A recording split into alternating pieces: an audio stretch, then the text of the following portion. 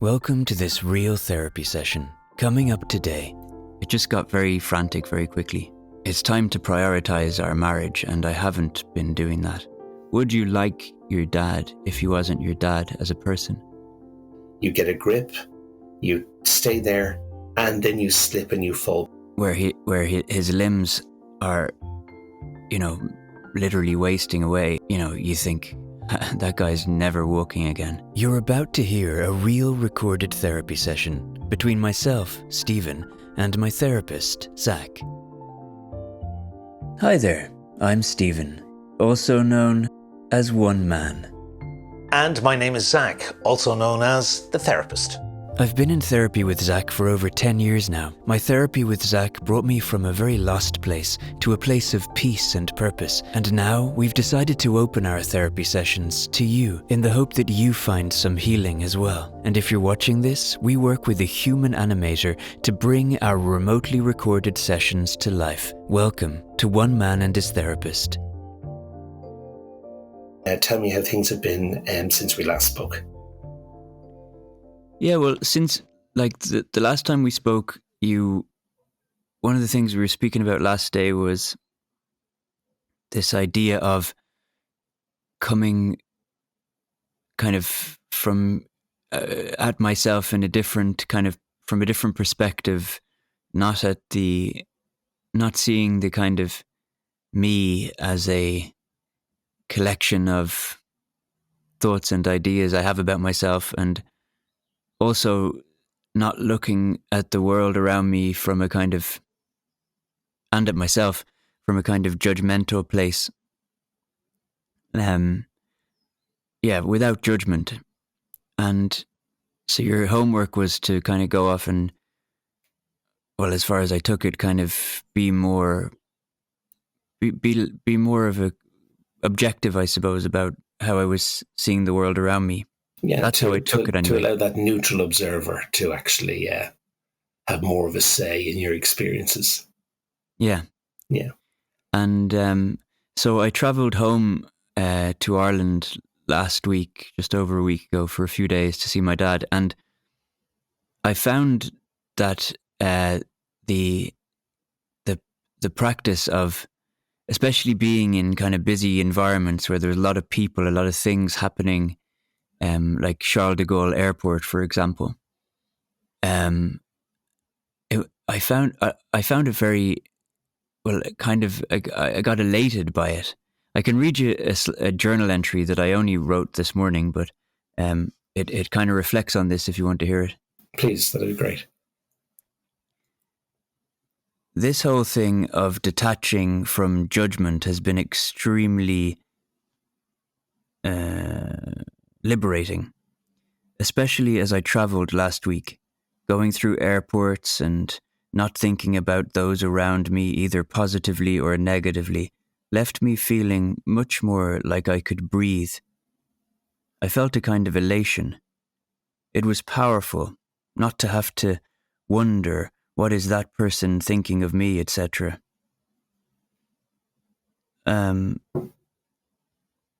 Also, it was very interesting to enter a very different headspace. It made me see how so many people probably live their lives like this, and how free I felt in that. It was also just a kinder place to inhabit. And that thing of it really was actually like stepping into a different brain. And it's kind of makes me think I'm a bit naive, really, in some ways, because, or not naive, but just, I don't know. It's strange because I'm such a thinker, and I'm such a for some reason I have this strange, weird inbuilt assumption that everyone sees the world like I do, or that we're all going around, similar way. Even though my intelligent brain goes, that's stupid, but there's some part of me that just thinks, anyway, by stepping into this other way of seeing the world, there was this kind of realization that there are so many other ways to live.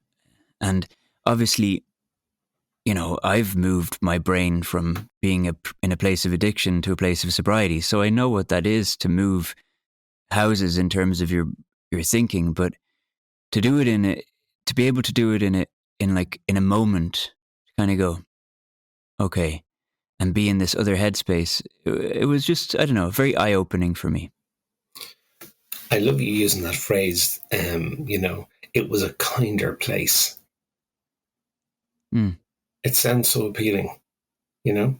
But that should be the brochure tagline for mindful practice. A kinder place to live. Yeah.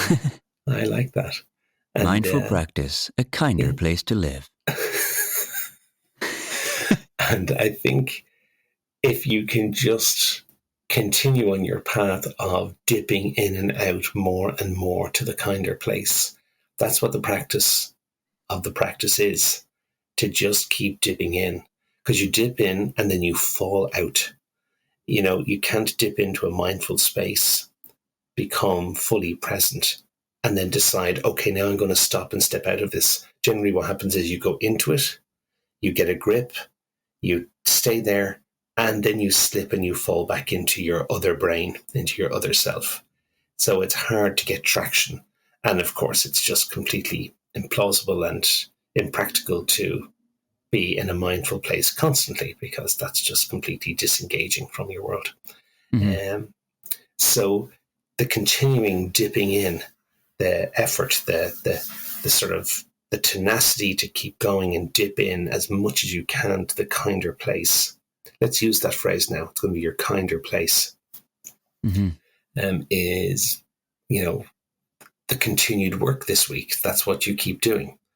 But I would say to you, because your brain likes to be entertained and likes to do things a little different, if you find you're numbing out on going to that kinder place in a particular way, then, shake up the snow globe and creatively do it a little bit different now and again, just to give a little bit of stimulus to the brain on that. Mm-hmm. Yeah, well, I did something interesting on the plane as well, because I'm doing this new project where I want to record lots of different soundscapes for a new kind of idea I have, a creative idea. And so I recorded with I have a little cool little mic that I attach into my phone, and it's very good actually. And so from Charles de Gaulle, from the interior of the airport, I recorded on my phone from there the journey onto the plane, and then the whole flight, just the sound around me, and then landing, and then arriving in Dublin, and then going through the passport, and the guy says, "Welcome home, Stephen," which I love when you arrive in Ireland. And but and so I couldn't use my phone because it was acting as a microphone, and so I was kind of forced. My hand was forced in terms of not using the phone for distraction on the plane. And I had a book and I had my journal, but I was like, you know what? I'm not going to do any of that. And I just put on my noise cancelling headphones with no music playing or anything, and I just sat there, and I didn't even move very much. And I just looked out the window and then slept and looked out the window. But I felt really like much more positive than I know I would have had I been. What I'd normally do on a plane is go from podcast to audiobook to read to write to this to that, which is also nice. But yeah, so I did kind of, I suppose, what you're saying, shake the snow globe up. I did do it in my own way a bit. And can I say that you took on quite a challenge? Because if I can give you the comparison or the analogy of the person with insomnia, sometimes when people have problems with sleep, they tend to sort of maybe use earbuds and put a face mask on, and they kill all their senses to try and actually quieten the brain down. And sometimes that has the opposite effect, that it actually just makes the brain focus even more on the fact that I cannot sleep. So, killing off the senses and just sitting there and being, certainly for those trying to sleep, can be quite a challenge. But for you, with this mindful practice, that was really quite hardcore of you in a way, because you're just left in this echoed quiet of your mind with you and, sort of racing or darting or sort of jumpy thoughts. So in the ideal practice, you sit back, you become the neutral observer. I am not my thoughts, I am the one observing them. So ideally, I would hope that you manage to, on your flight, just observe your thinking. But I'm sure it wasn't that clean cut. How did you navigate observing the thoughts or engaging with them? How did that go for you? Yeah, well, I was just. I think one of my anchors is always the breath. So I was just on and off aware of the breath, on and off aware of the thoughts, and then I fell asleep. So for a while, and then I woke up, and then it was the same. Yeah, for me, I suppose because I've been doing it so long, it. The flight from Paris to Dublin is an hour and a quarter, so I've done a lot of 1 hour meditations in my life. So, well, not a lot, but a few. It's kind of, if I'm feeling extra, trying to tick off big lists of things, I do a 1 hour meditation. So it wasn't like out of the ordinary for me. So it was manageable. Yeah, but it was nice. It was just really, really nice. Tell me how your family is doing. How was the visit? Actually, it was amazing. Right. Yeah, my dad is. It's quite astonishing how he's. Yeah, he's really trying to rebuild his life, and we had like 3 days together, and it was just the two of us, and I helped him around the house, and we went, and he wants to write his memoirs, so we went, and we bought a new laptop, and I helped him set up his office in his house, and we did an AA meeting together, and we went for lunches, and like it was really heartening. And I got to ask a lot of the questions that I didn't get to ask when I thought we were losing him. So we sat down for about 3 hours one day, and I went through everything that I couldn't ask him. Right. All those questions that you're like, why the hell didn't I ask him this? So that was amazing. And yeah, now like since I left, he's like texting me every day saying went to the AA meeting today, and he calls in the evening, and it's literally like meeting the person that he really is, Yeah. So I'm really pleased for him. All I can do is, one day at a time and all that, but he definitely got a very sufficient scare, so it feels like maybe he has heard what the outcome would be if he was to go back to drinking. Stephen, the relationship with your father has shifted so significantly. Your dynamic with him and the role you played when he was actively drinking and unwell versus the dynamic you have now in his journey of recovery and wellness. How has the shift been for you? Like, what's that been like? Well, I suppose for the first time in maybe since I was a kid, in some ways, I feel like I'm his friend. Still slightly got that, like, Rebecca hears me talking. She's like, you're like your dad's parent in many ways, and she's right. There is that dynamic, and there certainly was in his drinking. But now I do feel like more of a supportive friend as opposed to a worried parent. Right. And yeah, I mean, it feels really nice right now when it comes to my dad. Just to be. It feels like I'm in a strong place. Like, as in, I feel proud of how I've been there for him and how I've managed this last year, which has been incredibly difficult. And I feel like, yeah, like it feels good right now. And all I can have is this moment. I can't have an hour from now or 2 days from now, but right now in this moment, it's been nice so far. Well, Since you have been on an extraordinary journey with your father over the years. Um, and the nearly losing him to alcohol recently has been an extraordinary experience for everyone involved. Your mum, your dad, you, um, and I'm to a degree as well, Rebecca, I'm sure. Um, so when people go through extraordinary experiences, near death experiences of loved ones, the panic of that, the intensity of it, the importance of it, the transformative nature of your father's behavior right now. This brings wisdom. Like, you've gone through an experience which is after bringing wise counsel to you. You're after learning things, clearly. And I'd like to know what they are. I mean, no pressure, but just given all that's happened over the last number of months, what's your takeaway from this? What's your new life insight that you've gained from this? well, I mean, again,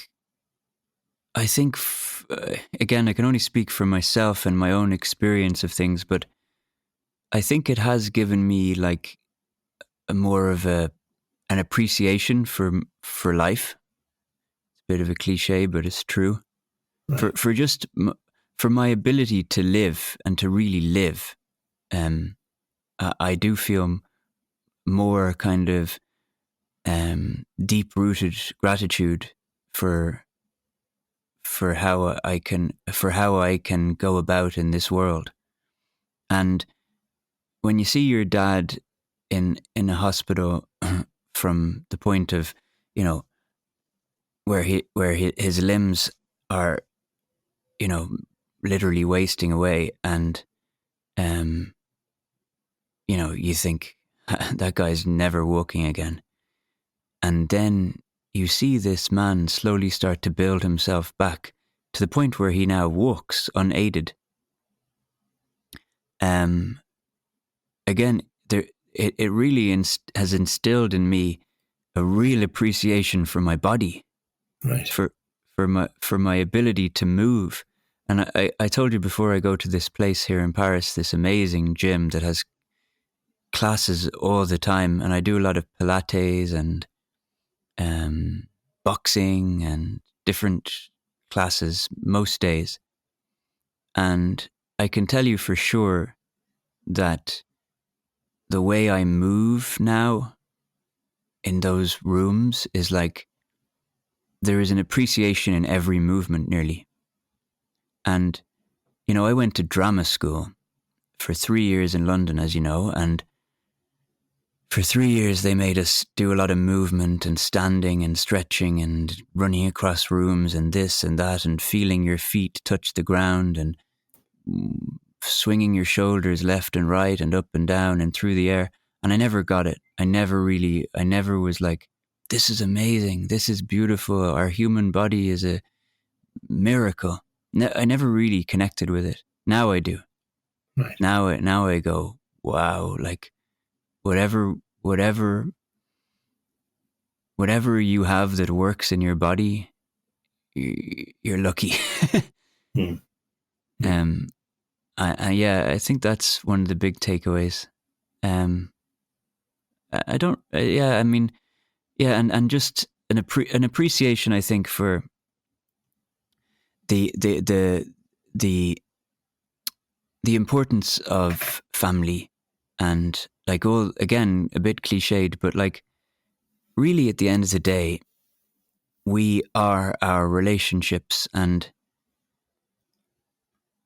our lives are mostly made up of those people that are part of our lives, whether we love them or hate them, whether they piss us off or whatever else. And, I told you I experienced relief at one point when I thought my dad was going to pass because of the amount of pain he was in as much as we were all in. Yeah. But like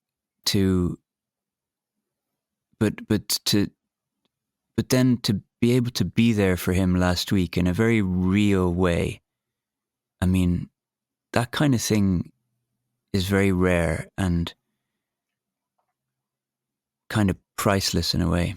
And you asked me once some time ago, you said, and we never got round to answering the question. It was actually a homework thing. You said, would you like your dad if he wasn't your dad as a person? And obviously I thought a lot about it and I never got to answer you. And I think that the answer is, if you want a yes or no answer, it's a yes. If you want a slightly more detailed answer, it's I think I'd need to get to know him first. Yeah. But okay. We're not two people who you would immediately put together as best mates, but he's a very good soul, and it's really nice. As I said before, it's really nice to meet him again in a real way. And I'm hoping that this what you describe as this friendship you can have with him now, I'm hoping that as much as possible it can go both ways. That he can. I hope for you that he can lean in and give not as much as he's getting from you. You've always given more. You tend to be the one who gives that little bit extra. But I'm hoping that for you, you're getting to experience this different version of your father friend that you need, because when you thought he was dying and you're sort of trying to get those important conversations out, and of course you never get them all done. It's important now, as he is continuing to live and be alive, that it's not so much it's as much about what he needs to tell you as to what you need to tell him. What he needs from you is what you need from him. So please keep your needs right up there on the priority list, as you continue to be a really wonderful son. Be also a wonderful carer to yourself and take the opportunity to, try and close off any unfinished business you have within yourself around your father and the dynamic. These are precious hours and precious days. These are extra gifts. He really shouldn't be here in many ways, given the extent of his illness. It's only short of a miracle that he's walking. So, use every opportunity, not just for him, but for you both to, heal and grow. Yeah. Yeah. But one thing I've very much recognized since I came back, actually more than ever, is that my list of priorities is a little bit upside down. And I guess because it's been so intense with my dad, I feel like, I am there for Rebecca the way I would have seen my dad be there for my mum, in terms of being there financially and being there, in certain ways. And, I definitely am much more connected than they were by the end of their marriage. But I mean, Rebecca and I are so close, but I have recognized, not just on my own, by being informed by my wife, that it's time to prioritize our marriage, and I haven't been doing that. And it's suffered as a result. And this week we had a very, very strong night the other night of it was more than an argument. It was incredibly intense.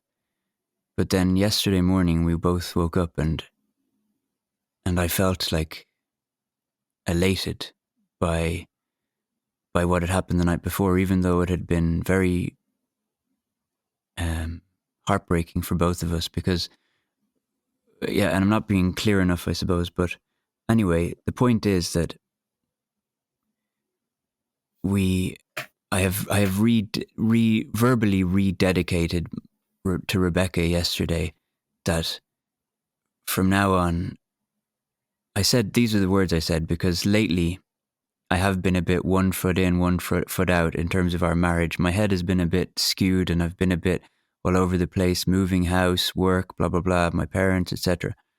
And I said, Rebecca, I have been a bit like that. And from now on, from this point forward, I want to be 2 feet in our marriage and really, you know, make you my first priority. Because it's like I said earlier, we are made up of our relationships. And, you know, I'm not going to lie on my deathbed wondering about an audiobook I didn't record or whatever else it might be. Am I making sense? Yeah, I'm just respectfully listening. Yeah. So I suppose I love detail, you know. The call, what triggered the argument, how it escalated beyond a row and became something more intense, and what you guys worked out from it. It'd be nice to know more about that, but that's maybe not for today. Maybe that's not where you're at. No, I can say. Okay. Well, help me understand what happened a little bit more then. A little bit more detail would be, I think, Well, would be it's helpful just to that us. we came, like Rebecca graduated from acting school 2 years ago. And then the deal was we go to Transylvania and we work on the apartment that we'd bought. And I asked for 1 year. For me, I may have said this to you before, but I needed a home, like something that we had secure as a home. And for it to be done, not just this old ruin of an apartment, for it to be a home that we can go to when we need it. Yeah. If and when we need it. And so that's what we did. We went and we invested a lot of money and made this place pretty beautiful. It's not finished, but it's got a very good foundation and it's looking pretty good. But anyway, it took we ended up staying 2 years instead of 1 year. And that was, and you heard me a few times during the last year saying, we're going to Paris, we're going to this, we're going to that. And we never did. We just went to Sicily for a while and then came back. Yeah. And anyway, and then went to Greece and then came back. And we just kept having these false starts and not really finding our place. Anyway, the idea was always that we should come to somewhere where it would work for Rebecca to be in a place where she could start to work as an actor. And to also just be, the age gap thing is a thing with us, the 10 years, and she wants to be around more energy in life. And, I'm more than happy to be, as I've said to you, I'm really actually enjoying being in Paris. I really feel very alive here. But since we came here, which is more than a month ago now, there hasn't been, for me, in my eyes, and I think I do think I'm a bit too hard on her, but for me, in my eyes, there hasn't been enough action in terms of finding work to kind of, keep things going financially and then also acting work. But she has been making effort, but it hasn't been like what I would think of as a strong effort in my eyes. And so I've been, I suppose, a bit of a dick and at times. And then sometimes I'll freak out about money, even though we're doing pretty good, but I'll be like, we have to stop spending. Oh, and then she'll say, well, you're talking to me like I'm your child. And then I go, no, I'm not. I'll kind of rebuff that.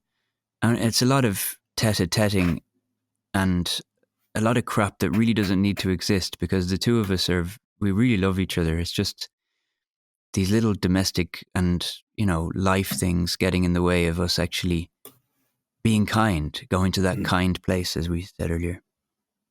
And so after that the other night it started with me kind of, having one of those little outbursts about spending and then turned into a major thing. And then like I said yesterday morning, then we took a walk by the canal and went to a nice coffee shop that we like with Timmy, and it was really nice, and we But were you the know, when best you of say friends then it again. went into a major thing, it Mm. started with the money.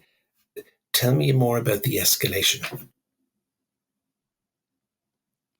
Uh, I Yeah, well, it was like that thing of like you're talking to me like you're patronizing me, kind of thing. That was the immediate, like, very quick response, and then yeah, and then just me saying, well, listing out things of, like, well, I have this to pay and that, and blah blah blah blah blah, and I can't remember, to be honest, all of it, but Okay. it just got very frantic very quickly. Hmm. But I'm hearing that the theme of the row is a familiar one. Mm-hmm. It's one of your nuggets, one of those ones that come back to you, that comes back again and again. This idea of, you know, Rebecca feeling patronized, you sort of having this almost parental type of stance of we must control budget, and um, this pitch that you give, this worried, concerned, frustrated pitch you have. Um, can you can you can you look beneath that? What do you see beneath that? On the surface, you're there giving out about spending and trying to rein her in and sort of control things. But what do you see under that, Stephen? What's really going on with you there? Well, like I said, like, I make more money now than I ever did in my life, and it's not insignificant. It's like I'm pretty comfortable, but like, but it's so that's, and it's worth saying that because it in so many ways it doesn't make sense that I'm getting uptight about little expenditures here and there. No, that's right. It doesn't make sense. That's why we're Yeah, looking beneath it, isn't it? yeah. So Yeah. beneath it, it's like I said to Rebecca recently. I said, I feel like I'm driving a car with no brakes on when it comes to the financial thing. And for me, and we have followed what you have said, and about having, agreed spending and stuff. And actually that has really started to help. It's starting to bleed in, as I often say with the therapy. It bleeds in slowly sometimes, but it does manifest. And it has started to manifest, and that is something that we're going to keep. But for me, it's like a fear. It's a deep rooted fear of not having enough, and then I'll rationalize it in my brain and go, hang on a second. Every time you think you're not going to have enough, you do have enough. And even in those moments when you've really actually not had enough, like, you've still been okay. You've still had food on the table, or, and actually, in a weird way, sometimes it's kind of fun to have very little, because it's like you kind of get cozy with Rebecca and you go, okay, we have €100 for 3 days. Yeah. Don't we just go to the bio co-op and buy like rice and and that's kind of, I kind of enjoy that stuff as well. So like, even when it does get to the, which, and it's absurd that we do still get to those places, but we have, because of all the expenditure we had on the apartment and stuff. So like, there have been those times when it's been like that in very recent history, and even then it's grand. So I'm like, why the fuck are you getting so worked up about it? Hmm. And I don't know if you want to go really deep. I mean, I saw my dad like that when I was a kid. I, you know, and I just think that I do have this, because of the nature of my work, where it's nothing is ever guaranteed. However, things are pretty steady now. It is that thing of nothing is ever guaranteed, and because I come from this, I suppose I'm a product of I'm a millennial, so I'm of that generation where, I'm kind of in between the two worlds of the older generation who instilled in us, the 9 to 5 secure pension, blah blah blah, and then I'm also part of the live your life and go and live on an island and work on a computer, and I've got those two brains in my head. Yeah. I suppose in a way you have the benefit of both those brains as well. Probably not maybe bad to have a decent dose of both. Let me ask you, you say, my father was like that. When you look back on your early upbringing, did you observe your parents being very much a financial team working together in the home or with the domestics and life, and the life challenges, or was it different? No, there wasn't much. I mean, there was certainly sometimes agreement, I suppose, but there wasn't, like, from my mother's point of view, place, like, she wouldn't have, although she worked in a bank before I was born, she was always kind of very carefree with money. Right. And,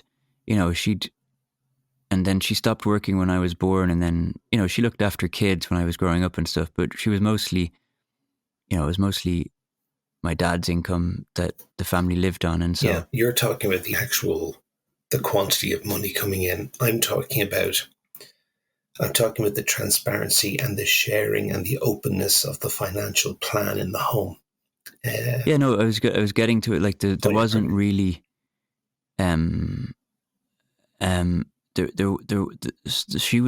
wasn't coherency, and like, my mum, for example, would just go and buy me a brand new coat if I wanted one, and I'd be like delighted with myself, but then there'd be an argument afterwards about the coat being bought, kind of thing. Right. Yeah. Yeah. Yeah. And so, is this an opportunity for you and Rebecca to practice even more the idea of the shared financial journey? For you to be transparent and open and spreadsheeted and open in your dialogue as much as possible about, money, because I think one of the tools that's going to help you with this particular theme is transparency and sharing, and to continue with that with her, and to bring her in on it more and allow her to fully show all of her skills about life management and money and domesticity and plans, because I think you're missing out on that opportunity. Yeah, for me, the problem is, and for her as well, like, because she really wants to work, she really wants to bring in money into the house, and there's just this inequity that exists still because she hasn't found an income yet. And okay, and I understand the practicalities of that, but you said at the start of this conversation, I earn more than I've ever earned before. And I've talked to other clients who in the same conversation would say, we earn more than we've ever earned before. Regardless of who brings in the money, it's a we, it's as a life couple together. Some yeah, and people I like very that. much. I hear you on that.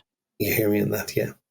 Yeah, and I mean, I have always tried to be in that way of thinking, but I suppose, I think this is what it kind of boils down to, is that, I think that if it wasn't, I mean, like I said, I'm happy being here, but I wouldn't have been running towards Paris, as opposed to, if I'd had my way, I might be sitting on a beach in Portugal somewhere. I don't know. Mm. But again, like, very first world problem. But I am happy to be here. But at the same time, we did kind of make it happen about 60-40 for Rebecca, kind of thing. Yeah. And now we're here, and now I'm like, okay, we've made this happen for you, for like slightly, kind of mostly for you. So let's see some shit happen, you know? Mm. And maybe I'm completely unjustified in my thinking, but that's where my brain goes to sometimes. Yeah. And that's why I end up going I as opposed to we. Yeah. Well, you know, you guys you're a good couple, and the overarching opinion would be that you work very well together. But this is an opportunity for you to lean in heavier in your support and your efforts to really help her get more traction and to move on with her career and her opportunities. And I know you already do it in abundance, but off the back of the row, and again, as one of the tools to help, just lean in even more on that. Lean in further. See what else can I do for her this week to help that little bit more? What extra can I do? Okay. Just see where your thinking goes with that in your reflections later on after session. Okay. Yeah. And delighted to see that you're having quite very effective moments of gentleness. Remind me of the phrase we came up with at the start of session. We said, in your mindful space, life was more kind. Kind. Thank you. There we go. God, I forgot it already. So more moments of kindness. Let's do that. Keep that going this week. Reflectively, I'd say, the surface level problem of the money piece and what's under that. Give that some maybe further journaling thoughts. I'd like to hear more about that at the top of session next day, if you're okay with that. And lean in with your partner and do all you can. Remember, what we want more from our partners, we should give more of ourselves. That's how it works, And so Nice. Lean in, give more. It will come back in abundance. And have a peaceful week, and we will talk very soon. Thanks, Zach. Okay, take care. Disclaimer.